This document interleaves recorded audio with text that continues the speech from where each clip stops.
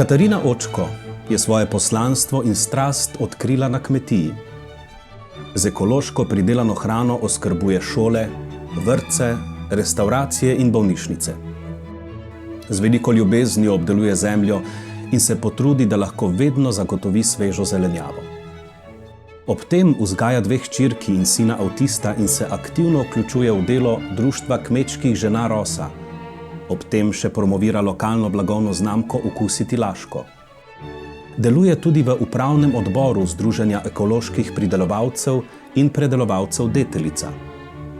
V letu 2020 je organizirala prvi ekološki dan v Laškem, na 9. ekoprazniku v Slovenj Gradcu pa je z ministrom razpravljala o izzivih, s katerimi se srečujejo kmečke ženske.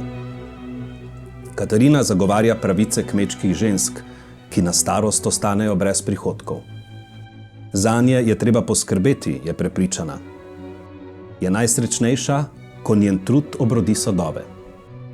Pred 2 letoma je postala kandidatka za Slovenko leta, kjer je odlično zastopala svoja stališča in svojim preprostim nastopom in z veliko mero odgovornosti do slovenske zemlje in kmetov poskrbela za nov, bolj spoštljiv pristop do kmetijstva, ki ga gotovo potrebuje.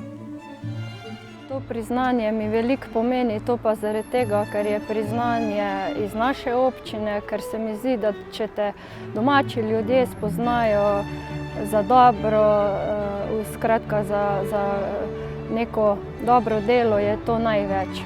Nagrada, ta, ki jo prejmem, je nagrada od vseh mojih prijateljev, sorodnikov in sosedov, ko so skozi vse leta, ki še ni bilo tako enostavno prodati ekološka živila, mi stali ob strani in verjeli. In zato je ta nagrada, rečem, lahko njihova.